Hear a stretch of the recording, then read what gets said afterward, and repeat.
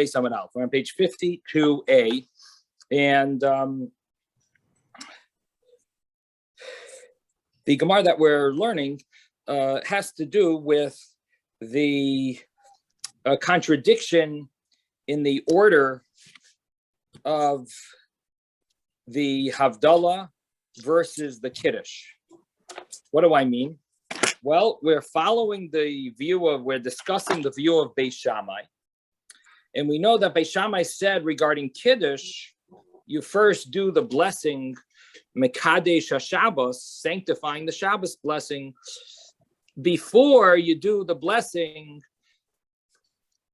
on the wine. So the wine blessing comes last. The Mekadesh HaShabbos or Mekadesh Yisrael B'Hazmanim, the blessing sanctifying the holiday or the Shabbos, that comes first.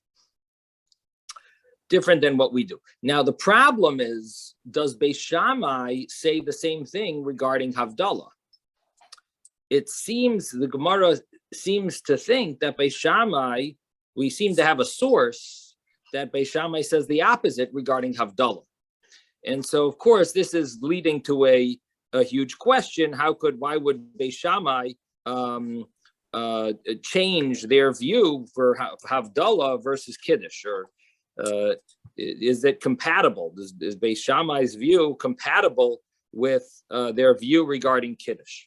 So the only problem that the Gemara has with this, dealing with this contradiction, is that the Gemara needs to prove that it's really a contradiction, because one place, the Kiddush source, it says clearly that what Beis Shammai holds. The Havdalah source is unclear who the author is of the Havdalah statement. And because it's unclear who the Havdalah statement is according to, the Gemara needs to do some research into delving into the specific details of what it says there to figure out and prove that this is the view of Beis Shammai. And once it proves that it's the view of Beis Shammai, it will be able to say, well, now we have a contradiction. So the Gemara asks this contradiction. The Gemara says, but who says that view is Beis Shammai? And the Gemara says, well, because it says this. But the Gemara says, just because it says that doesn't mean it's Beis Shammai. Maybe it says that according to Beis Hillel, according to some other way of understanding the argument. The Gemara says, no, but it says it this way. Oh, it says it this way, then it has to be Beis Shammai. Oh, it has to be Beis Shammai. Now we're going to have to deal with this contradiction. And so that's the way the Gemara is, the path the Gemara is going to use to deal with this contradiction. So we're going to start again from the Savri Beis Shammai de Birchas Hayom Adifa. Now, this is the second line on the top of the page. I'm going to go through it a little faster because we did it. We did half of it already. So let's just, but let's begin from the second line of page 52a. The Sabri Beis Shammai de Birchas Hayom Adifa. Does Beis Shammai really say that the blessing of the day, meaning the bracha Mekadesh HaShabbos in the Kiddush, that bracha about the day, that always comes first, and that takes preference over the yayin, the bracha on the wine? V'hatanya, didn't we learn in a brisa, which is a tosefta, that hanichnas l'beis b'maitzei Shabbos, if a person enters his house on Saturday night, he's mevarich al hayayin, he wants to say Havdalah. And so how does he do Havdalah? He says the Havdalah on the wine first, the blessing on the wine, v'al hamar, and on the fire, v'al habasamim, and on the spices, v'achakach omer Havdalah, and afterwards he says the Havdalah blessing, which we would compare to Kiddush, would be the blessing on the sanctification of Shabbos, in other words, separating Shabbos from the weekday. So this statement, which is a tosefta, does not have a name on it. And the Gemara is assuming that this must be Beis Shammai, and we'll soon see why. But the statement doesn't have a name, but it does say clearly that you do the wine before the Havdalah, which gives us reason to question if this is Beis Shammai. It gives us reason to question why would he hold that the Kiddush is you'd first do the sanctification of the holiday and afterwards the wine blessing, and the Havdalah you do the wine blessing and afterwards the sanctification of the day or the Shabbos or the holiday. Now the Brisa continues, this Tosefta continues, and it says, if you only have one cup, which means that you're not going to have another cup to recite later the grace after meal on. So you want to combine everything onto this one cup. So what do? You leave the cup until after you do the grace until after you finish eating and you're doing the grace after meal. And you arrange all of the other blessings of Havdalah after the blessing of the Brochos Hamazon, and then you drink the cup of wine, and it comes out that the cup of wine was on both the grace after meal, because as we learned, it's very special to say the grace after meal on the cup of wine, and additionally, you're doing Havdalah on the cup of wine. So you're getting all of the above needed. Now, we don't need to know this second part of the Brisa at this point, but we will need it later. At this point, all we're looking for is the fact that it says wine first and the Havdalah afterwards, and that seems to be a contradiction. Now the Gemara says, in this Brisa, who says it is Beis Shammai? Dilma Beis Hillel. Maybe this Brisa goes according to Beis Hillel. The Gemara says, it doesn't seem so. Doesn't go up in our minds that it would be Beis Hillel diktani, because it says in the Brisa there are certain words that we're using as it's giving us little tips, it's giving us little hints, it's throwing us pointers to tell us who this view is. What does it tell us? It tells us ma'or v'yachakach besamim. It does say the fire before the spices.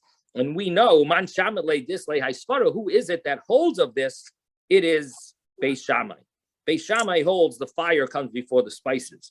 The Tanya, because we have a Brisa where Rabbi Yehuda explains the argument of Beis Shammai Beis Hillel as to regarding Havdalah, which comes first, the fire or the spices. And since we have an argument, according to Rabbi Yehuda, the argument of Beis Shammai Beis Hillel is regarding spices first or fire first. You know, when you say Havdalah, you have a few extra blessings there. It's not only the blessing on the wine and the Havdalah blessing, but you have two other extra brachas. You have one about you smell spices, and another bracha is Boirei Miyorei Ha'esh, thanking God for creating the flame, the fire of the Havdalah. So, Rabbi Yehuda says that the argument of Beis Shammai Beis Hillel is all about what comes first. And if that's so, then it comes out that this Brisa clearly follows Beis Shammai, because it says a fire before the besamim, the spices. And here, let's read the Brisa of Rabbi Yehuda. Rabbi Yehuda says, "Lo nechlaku Beis Shammai Beis Hillel al hamazon she b'tchila v'al havdalah she b'seif."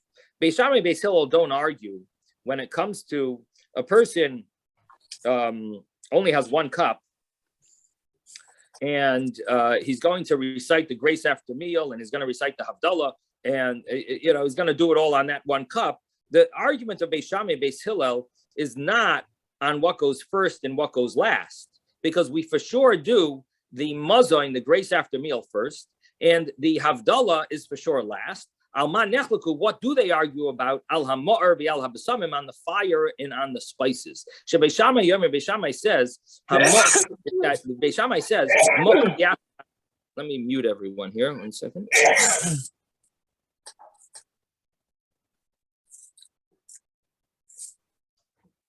Okay.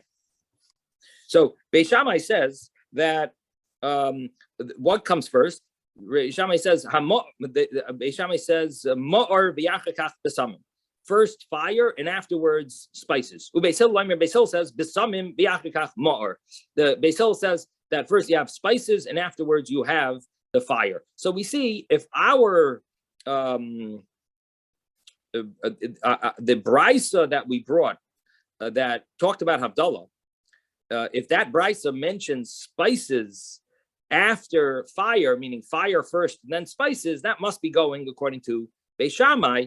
So the Gemara says, we see that statement is all a Beis Shammai statement. And now we have a good question, because how could Beis Shammai say about Kiddush that you do the blessing on the day first and then you do the wine blessing? In Havdalah, we say the wine blessing first and then the holiness of the day blessing.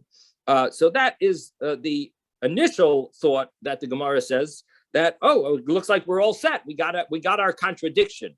Our contradiction is clear. The Gemara said, no. You're just choosing to explain the argument of Beis Shammai and Beis Hillel according to Rabbi Yehuda, and you said, according to this, that statement must be a Beis Shammai statement. The Gemara says, there is another view that says that Beis Shammai and Beis Hillel do not argue about that.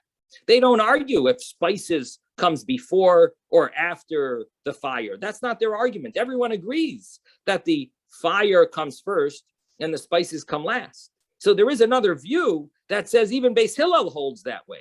Even Beis Hillel holds that the spices come after the fire. And if that's so, then maybe this brisa that we thought is a contradiction to Beis Shammai is not even Beis Shammai's statement. Maybe it's really Beis Hillel's statement, because there's another way of understanding Beis Hillel. And according to the other way of understanding Beis Hillel, it comes out that the fire is first and the spices are afterwards. So the Gemara asks, how do we know Beis Shammai? And it's going according to Rabbi Yehuda. Dilma Beis Hillel, Rabbi Meir. Maybe it's Beis Hillel, and this follows the view of Rabbi Meir.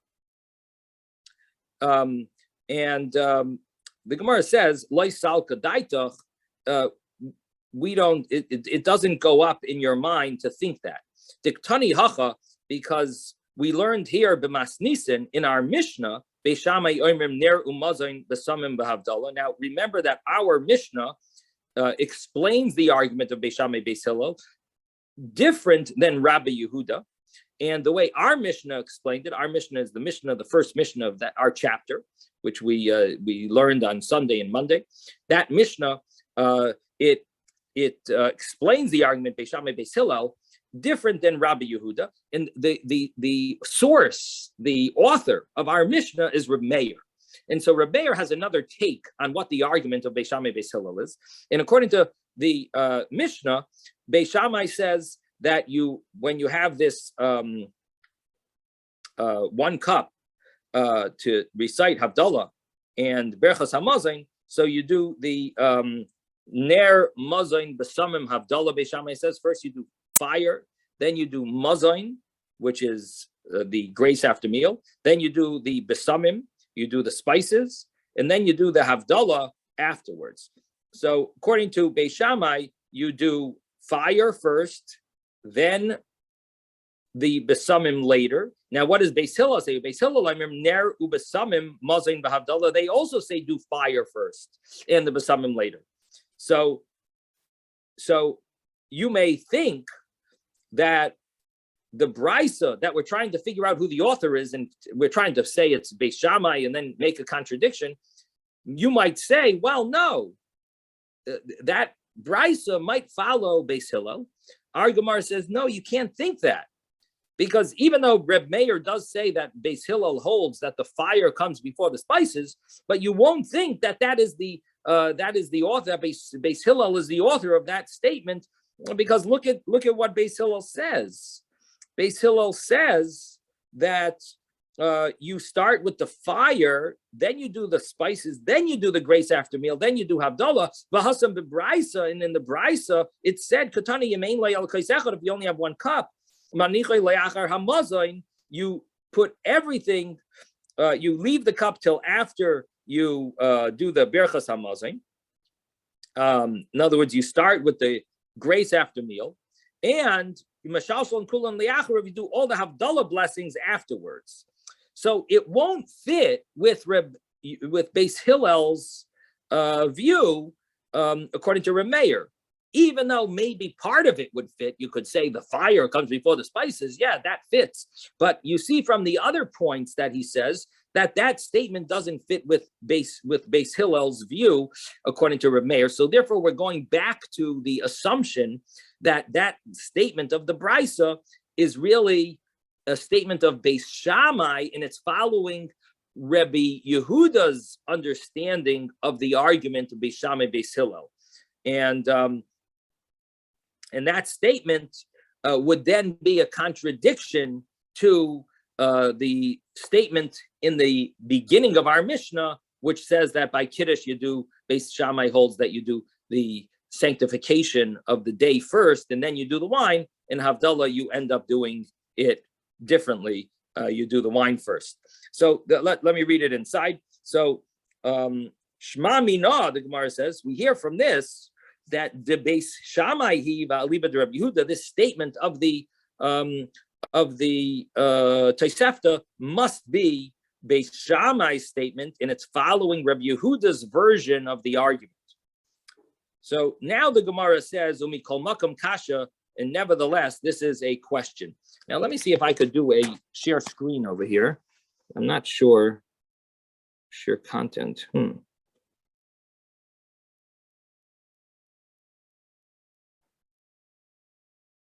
Let me see if this will work.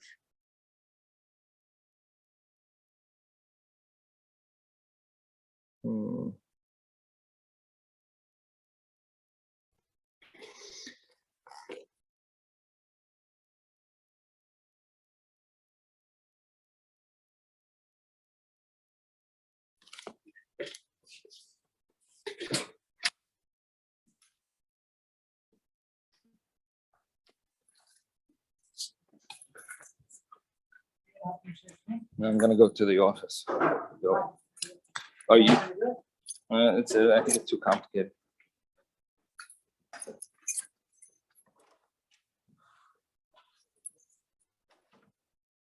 Can you not scrape for like 1 minute? I want to just.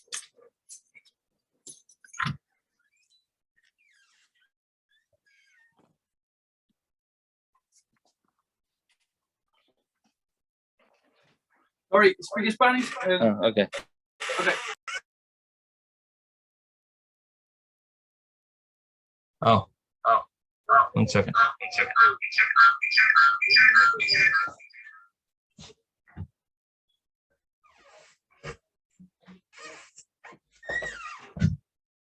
Okay, let me just share a screen here, and the screen here.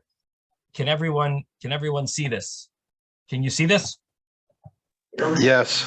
Yeah, okay. So we've got the Mishnah. The Mishnah said that Beis Shammai says first mention the sanctity of the holiday, then wine, and that was regarding Kiddush. The Beis Hillel said the opposite, first wine, then the holiday. We have this Tosefta that when it talks about Havdalah, you do first the wine, then Havdalah, but it doesn't say Beis Shammai says this. Now, the Tosefta continues with another statement, and it talks about if a person only has 1 cup of wine. And so when it talks about the 1 cup of wine, it says you do the grace after meal first, and then you do the Havdalah blessings, the wine, the fire, the spices, the Havdalah, it all comes afterwards. So we've got the Tosefta that we don't know who the author is, but the Gemara seems to think it's Beis Shammai, and we're going to try to prove that it's Beis Shammai. And if it is Beis Shammai, then we're going to have to answer why this statement is not a contradiction to that statement, why the Havdalah statement is not a contradiction to the Kiddush statement. So we've got the Reb Yehuda's explanation of Beis Shammai in Beis Hillel, and we have Reb Meir's explanation of Beis Shammai, Beis Hillel. Now the question is, which one fits with the Tosefta?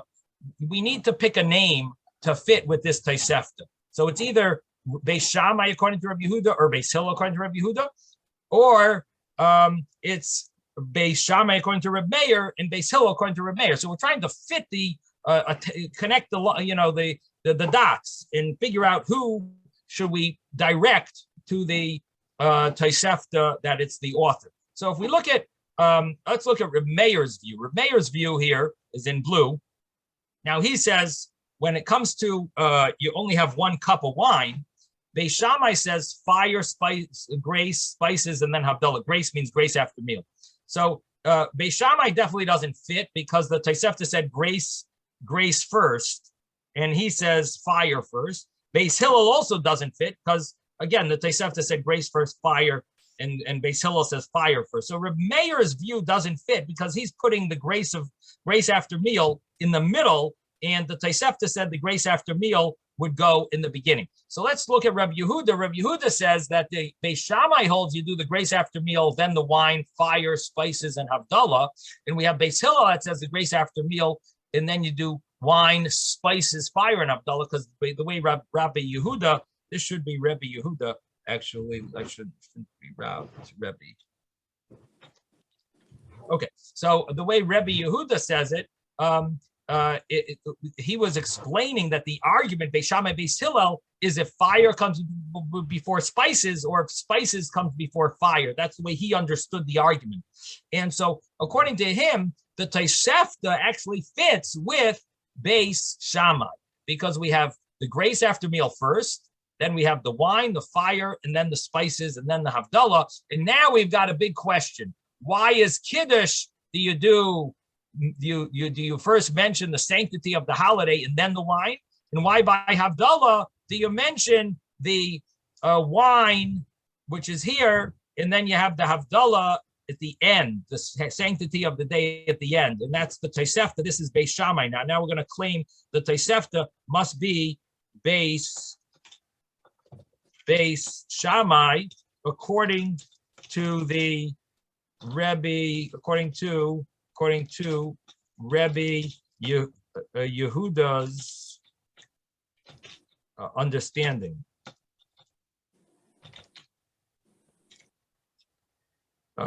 That this is Beis Shammai's statement now, that first wine and then Havdalah. Now we have a contradiction, Beis Shammai here and Beis Shammai here. Now this Beis Shammai is regarding Kiddush, and the other statement is regarding Havdalah.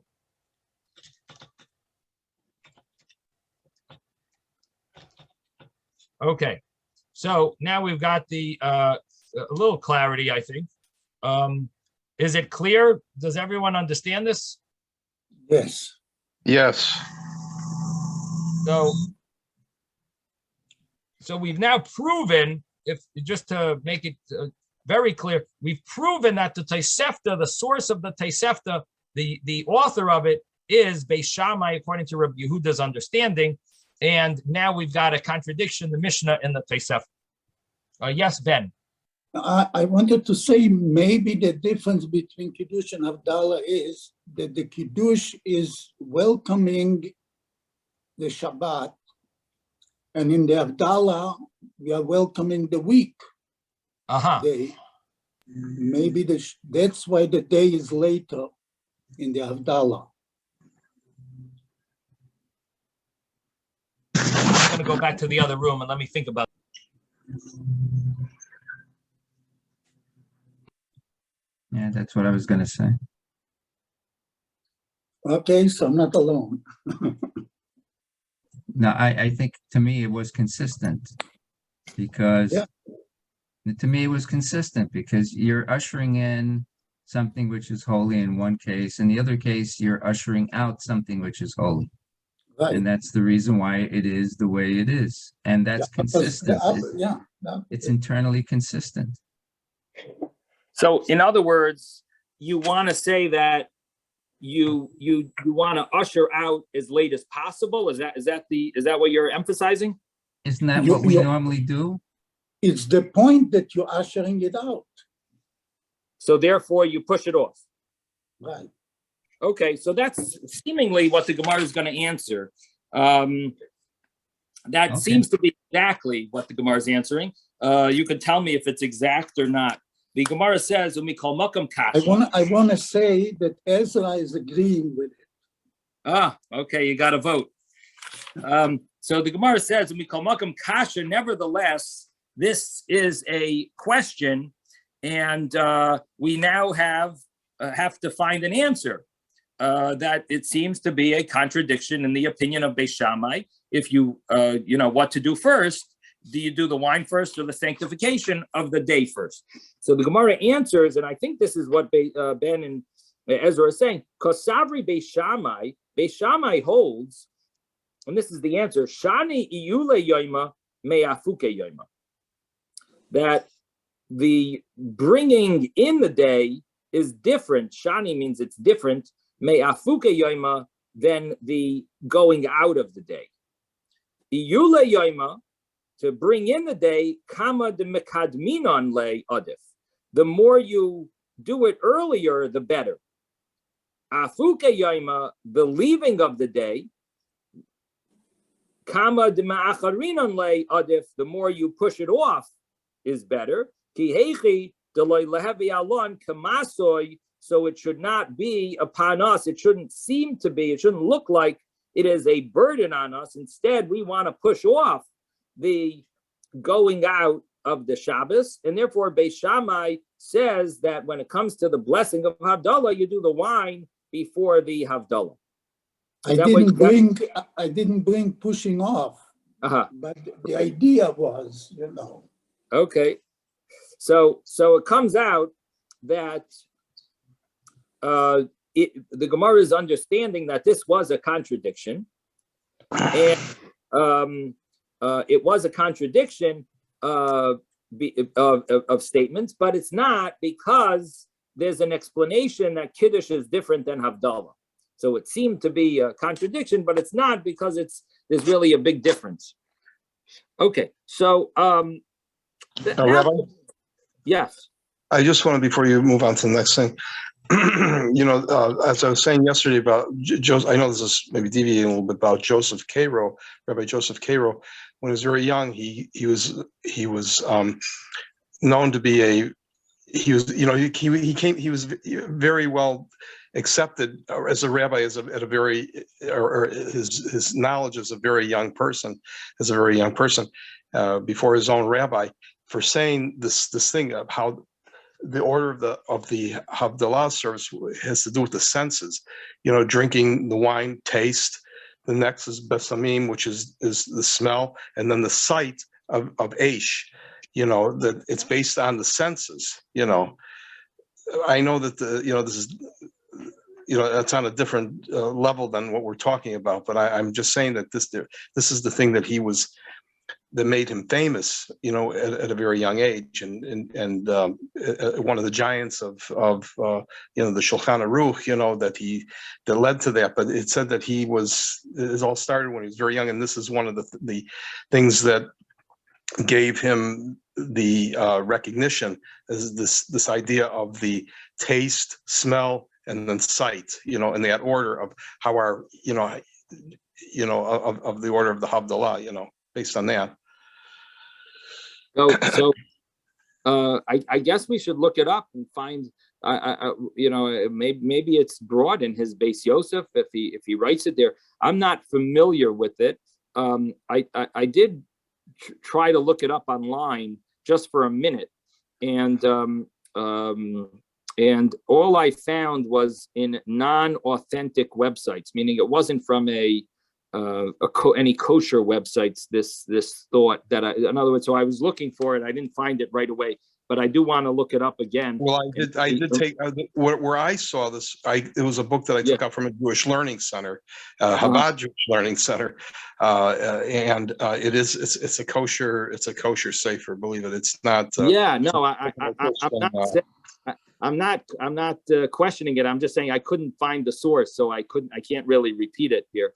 I just saw something mentioned. I saw some non-kosher websites that have mentioned such an idea.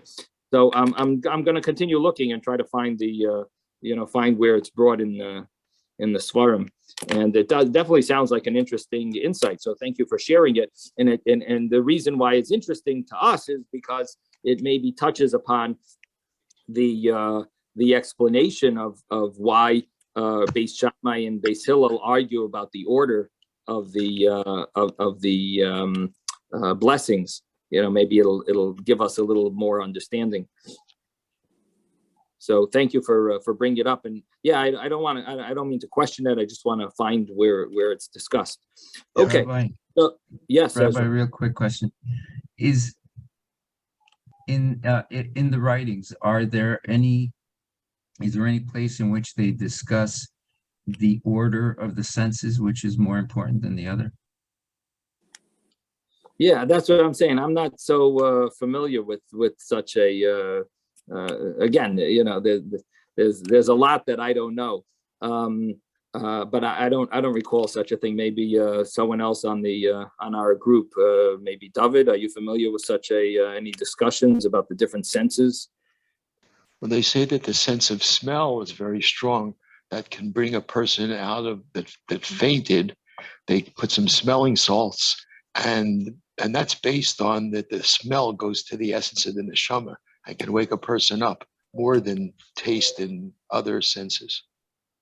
And is that connected to Mashiach being able to smell and judge? Meirach v'do'in. It says that Mashiach, maybe that's connected, that the sense of smell is very strong. He has a very powerful sense of smell. I think that is connected. Also, they said that Jericho, is named after smell because of the sense of smell. So that had something to do with conquering the land, because that was the keystone. The main part of the land was this land that had to do with with smell. I forget the details. Oh, yeah. Okay. Yeah. Now maybe Mordechai wants to add to this. Mordechai, you're muted. Yeah, isn't there something elsewhere about that there was this tribe of Arabs that they were able to tell things by just smelling the earth? I think what you're thinking of is tasting the earth. They could tell where it's good to. Tasting. Tasting the earth. Tasting. Yeah, I don't know if that meant they had an extra ability.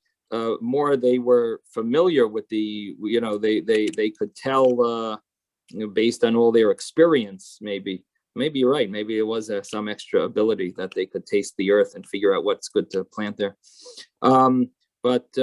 Okay, very interesting. Thank you for mentioning that. Anyone else want to say anything about the difference? The earth has two conditions: could be acidic or alkaline. And that would tell you what to plant. 595. So you might be able to taste it if it's acidic or Root RT 595. Mute one second. Let me mute everyone here.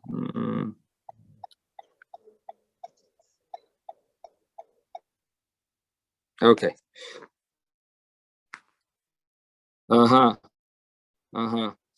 Okay. So, I think I'm losing everyone. Can you hear me?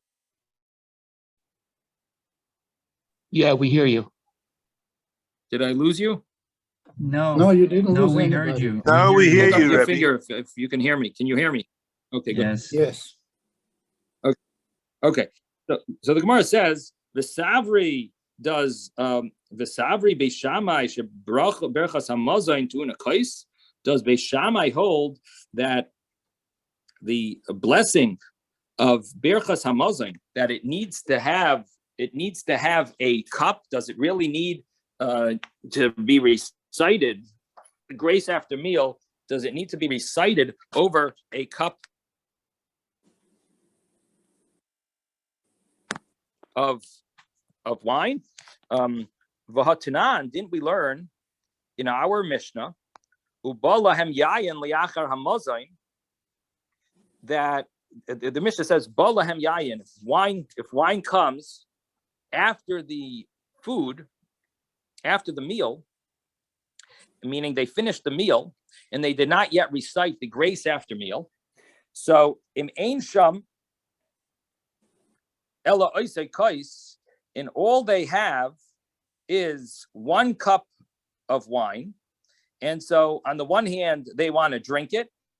On the other hand, they want to recite the grace of, maybe they should recite the grace after meal on that cup of wine.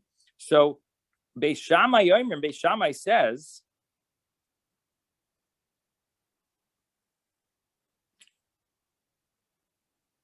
that mevarech al hayayin v'achar kach mevarech al hamazayin.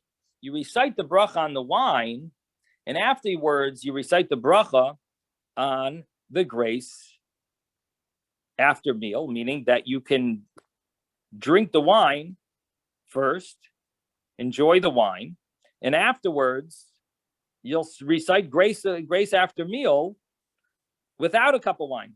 My lav, what does this mean? Doesn't it mean lav? Isn't it the mevarich ilavei v'shasile, that he recites the bracha on the wine and he drinks it, and afterwards he'll say the grace after meal without a cup of wine? So you see, Beis Shammai holds that you don't need to recite the grace after meal on a cup of wine. Now, if that is true, then why did we learn earlier that this whole complicated scenario where he's coming home, enters his house, Motzei Shabbos, and if he only has one cup of wine, he needs to, there's a whole order of reciting the benching with that cup of wine and then doing the Havdalah afterwards.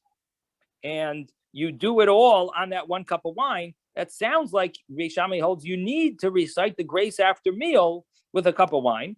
And we have clearly in our Mishnah, it seems that you don't need to have a cup of wine for the grace after meal, because Beis Shammai says drink it. You want to drink a cup of wine at the end of the meal. The wine arrived. Well, drink the wine. You only have one cup, okay? So you don't do it on a cup of wine. Now,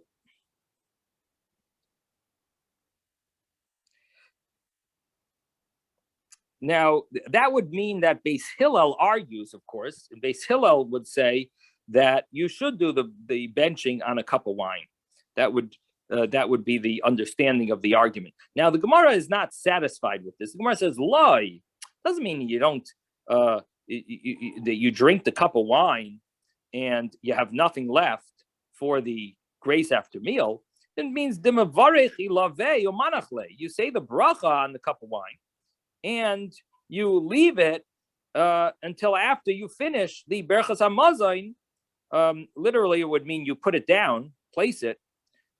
You leave it until after you finish the grace after meal, and this way you're going to recite the grace after meal on a cup of wine. So that's the way the Gemara is trying to explain the Mishnah differently than the simple reading of it. The simple understanding was that you're saying the bracha, you're probably drinking it. That's what it sounded like. And the Gemara is answering, no, you say the bracha, but you don't drink it yet. Now the Gemara asks, V'hamar mar, but doesn't Master say, didn't we learn somewhere else? If you say a bracha, you have to drink that item. You have to drink it. And otherwise it'll be a bracha levatala. Now, the Gemara answers, the ta'im lay, no, of course, he has to taste a little. He tastes a little. He drinks, he makes the bracha, tastes a little. Then he says grace after meal. And then, he drinks the entire cup. And because you have to say the grace after meal on a cup. So the way the Gemara is now trying to explain the Mishnah, it's explaining it that it doesn't mean that you just drink the wine because he's thirsty. He wants to drink the wine before the grace after meal, and then he loses this entire grace after meal, and it's not going to be recited on the cup of wine. No, he says the grace after meal. But before he says the grace after meal, he recites the bracha on the wine. Now, of course, he's got to drink a little, and so he takes a little sip. Then he says the grace after meal, and then he drinks the whole cup of wine. This way, he is reciting the grace after meal on a cup of wine. Now, there's a lot of questions to be asked. One question is, one question here is, what's wrong with saying the bracha, Bari Pri Hagafen, then reciting the grace after meal, and then drinking the wine afterwards? Why is that a hefsek more than Kiddush is a hefsek? By Kiddush, you say the bracha, Bari Pri Hagafen, you then say a whole Kiddush, and then you drink the wine. So why is Berchas Hamazon worse? Because So you're introducing three different brachot in between. Well, what about Havdalah? Four different brachot. What about Havdalah? You do the wine, then you do spices, Madei Ha'esh, Havdalah, then you drink the wine. Okay, so you're giving me a contra example. All right. So the understanding is that Berchas Hamazon is too much of a hefsek. It's too long of a hefsek. That's obvious to the Gemara that wouldn't be good. That you wouldn't be able to get away with the whole Berchas Hamazon.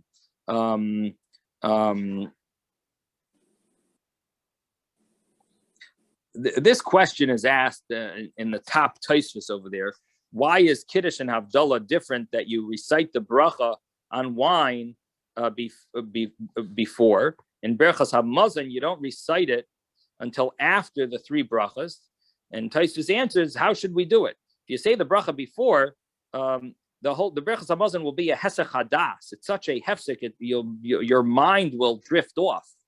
And by other brachas, your mind doesn't go away from drinking, from the drinking, because by Kiddush you want to eat, and Havdalah you want to drink.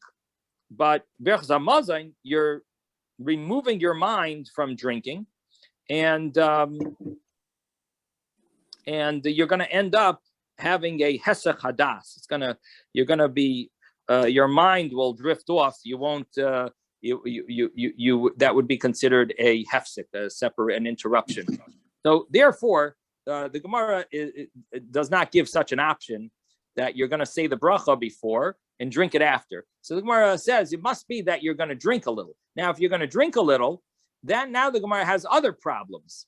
And the next problem the Gemara says, mar to amai pagamai. If you drink from the cup of this kais shel bracha, the special cup of blessing that you're going to recite the Berchas Hamazon on, and you first say a bar piagafen, you take a little sip, you hold the cup in your hand, you're benching on it. That cup is called a cup that's pogum. It is a blemished cup. It has someone drank from it. This is not an honorable cup anymore, and it becomes not acceptable for use for a koishel bracha, for kiddush, for Havdalah, for Berchas Hamazon. You're allowed to drink it. If you're allowed to say a bracha on it and drink it, but it's pogum to use for a mitzvah, for a mitzvah purpose. So the Gemara answers, no, you didn't drink from it with your mouth. De ta'im le biyadei. He tasted it with his hand, with his finger. What does that mean? That either means he poured a little onto his hand and he tastes it. In this way, it's the cup does not become pogum, it's not blemished because no one drank from it. He poured it onto his hand. Or another option is he dipped his finger in it. That would be the source that that people who do that, who drink the people who do this on Pesach, they dip their finger into the to do the 10 plagues. This would seem to be a source that maybe that doesn't make the cup pogum, because just sticking your finger in it is not pogum, because maybe that's the meaning of our Gemara, that you taste it with your finger, that sticking your finger in it does not make it pogum. If you learn it that way, if you learn that that you're pouring it into your hand, then maybe there's room to say maybe putting your finger in it would ruin it, make it not so honorable, possibly. But anyway, that definitely seems to be a source. But the other issue that the Gemara brings up also applies on Pesach, and that is Vamer Mar, Kaishal Bracha Tzarech Shiur. The cup of the wine needs to have a certain measurement, and it has to have, it's called a revius. and you are ruining it from you're lessening it from its measurement, and by drinking from it, and you won't be able to do the Birchas Hamazon on such a cup if it doesn't have a revius. We've translated revius. The least shear of a revius is 2.9 ounces, which is the least the smallest figure. But there are larger opinions. There are opinions that say it's larger. It's 3 ounce, 3.5, 4, maybe. So anyway, the Gemara says, so how are you drinking from it, and then you're ruining the measurement? The Gemara answers, the nafish leitfei mishiure, that it had initially more than it was needed, and even after someone drank from it, you poured out some into your finger, it still has a measurement of a revius. It still has the right amount. The Gemara says, but what do you mean? You just told me that it says over there's only 1 cup of wine. So you don't have more than a cup, which means that there's a measurement of 4 ounces. You only have that 4 ounces. So the Gemara is assuming that you don't have any extra. The Gemara answers, no, you don't have enough for 2 cups. But it doesn't mean you don't have more than 1. Trey loyhavi. You don't have more than, you don't have 2. You don't have enough for 2 cups. That means that you can't drink now and drink and recite benching on a cup of wine, because you're limited. You have a limited amount of wine. We have 1 cup plus, but you don't have 2. So trey loyhavi mechad nafish. You don't have 2, but from 1 you have more. You have abundance, which means you have more than 1, but you don't have 2. And so therefore, the case is where you're going to drink a little from it.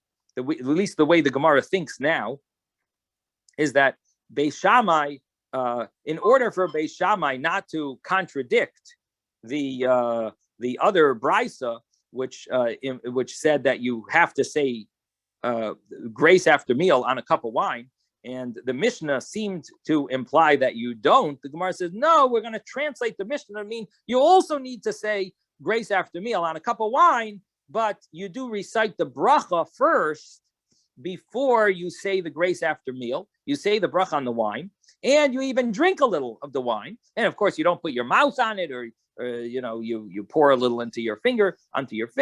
And of course, we're talking about you have more than a revius, so it's not going to be less than the measurement. And even though it says that you only have 1 cup, it doesn't mean you only have 1 cup and nothing more than 4 ounces. Then the 3 ounces you do have a little extra. You just don't have enough for 2 cups.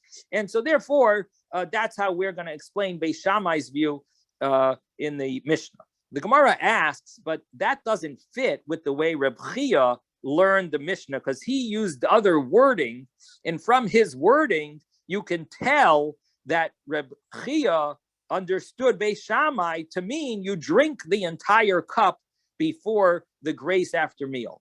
V'hatani Reb Chia, didn't Reb Chia learn Beis Shammai oimrim mevarich ala yayin v'shoiseyu v'achar kach mevarich berachas hamazon? Didn't Reb Chia learn that Beis Shammai says you recite the bracha on the wine and you drink it? Now, he doesn't say you drink from it. He says you drink it. Now, if he says you drink it, you drink that cup of wine, he is implying you drink the entire cup of wine, and afterwards you recite the Berachas Hamazon, you can recite the benching. And that is basically making it very clear that Beis Shammai holds that you do not need to recite grace after meal on a cup of wine. He's very lenient in that sense. And he says, you got wine during the meal, you drink it now. You want to drink it. And that would be fine. And that's the way Reb Chia is learning Beis Shammai. Now, according to that, you have a little contradiction, because the brisa seemed to imply that you should recite grace after meal on a cup of wine, and the Mishnah, the way Reb Chia explains it, which is the way the Gemara understands, should be that the Mishnah should be explained is that you do not need to recite the grace after meal on a cup of wine. And so the Gemara answers a common answer that the Gemara gives, and that is Ela trei tanoi va'aliba de Beis Shammai, that there must be two opinions in the view of Beis Shammai, and the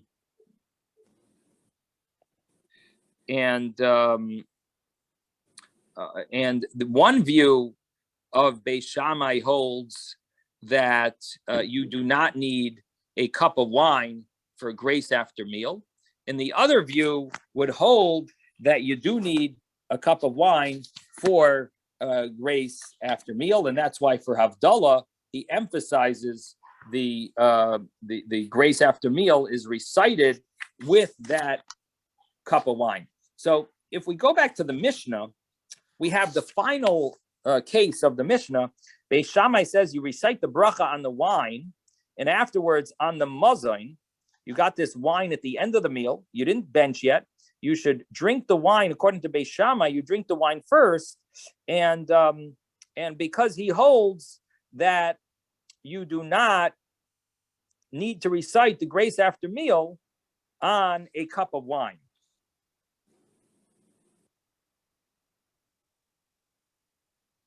Now, the problem with learning it this way is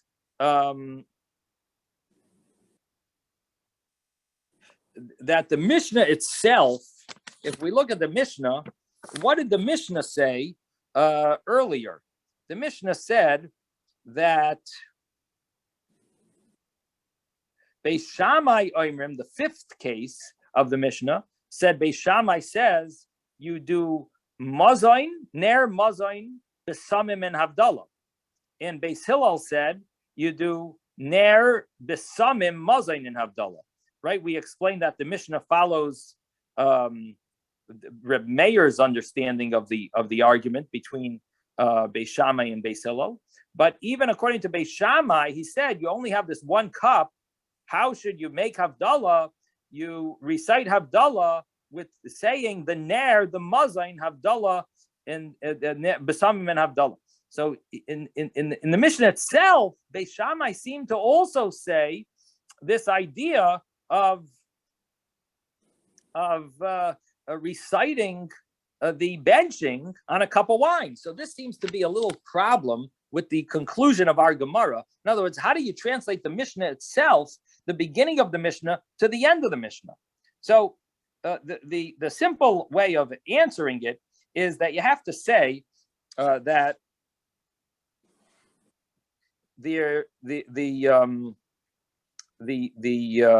the Mishnah itself is actually two separate authors. That there's the author who authored the argument of the fifth argument of the Mishnah, and then there's the author who authored the final argument of the Mishnah, and that's actually a different author. That would seemingly be how the Gemara is explaining it. So that is just to answer this seeming contradiction of the Mishnah itself. Rabbi.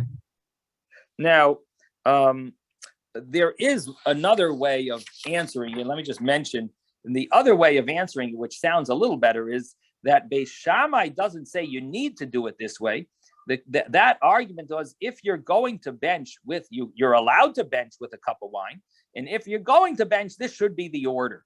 So if you learn it that way, and this is the way the Rashba learns, if you learn it that way, it comes out that it's not a contradiction. It doesn't say that you need to bench this way. You could bench without a cup of wine, according to Beis Shammai. But if you're going to bench with a cup of wine, this would be the proper order of reciting the Havdalah and benching in the same cup. But not that you need to. And if you learn it this way, then it's not a contradiction, because Beis Shammai says later in the Mishnah, you do not need to recite the benching on a cup of wine. But if you do want to, and you're going to make Havdalah with it, this is the way it would be done. And Beis Hillel would argue and say, no, you would do it a little differently and do a different order. So that's the other way of answering this contradiction. Yes, Ezra. Well, just when we read the mission, the first part basically assumes that you have more than 1 cup of wine, and then comes along and they say, and if you only have 1 cup of wine, so that basically is creating the exception, and there you have a different way of handling things. So why you're can't you? quoting not the Mishnah but the Brisa. Okay, so In the why can't Brisa, you? there's no problem because one Brisa holds one way, one Brisa holds the other way. We did say there's 2 different views, 2 different authors. In the Mishnah, it's a little more uncomfortable to say that. In the same Mishnah, it doesn't switch names, and it says one view of Beis Shammai one way and one view of Beis Shammai the other way. That's why it was more complicated for us to accept that it's 2 different authors within the same Mishnah without it saying the name even. But and without the Gemara clarifying it. In other words, sometimes the Gemara will clarify such a thing. But didn't we explain it? We explained, we answered the Brisa versus our Mishnah, the last case of our Mishnah. So there's a Brisa that's one view, and there's our Mishnah that's Reb Chia's view, right? That's fine. That fits that's fine. The Gemara clarified that and said there's 2. The problem is if you look in the Mishnah itself, you're going to find another place in the same Mishnah where it says Beis Shammai that in a different understanding than the way it says it at the end of the Mishnah. And that's what I was mentioning, that if you look at the Mishnah itself, you are going to have a little challenge answering that. And so, of course, you have the simple answer, and that is that it is 2 separate opinions in explaining Beis Shammai, but it does seem surprising, especially the Gemara doesn't even deal with it. But the other way of explaining it does seem to be a more comfortable answer, at least, because the answer explains that the Mishnah is not talking about what you need to do. It's talking about if you're going to include the Havdalah with the benching, how would you deal with the cup? So it's not really dealing with the same scenario. And that would be why the Gemara doesn't even mention it, because it's not telling you need to even use a cup. It's totally not a source to mention. So that's the way that seems to be an additional way of explaining it, which I personally like because I think it fits better. Okay. Any questions? Yeah. Ben had a question.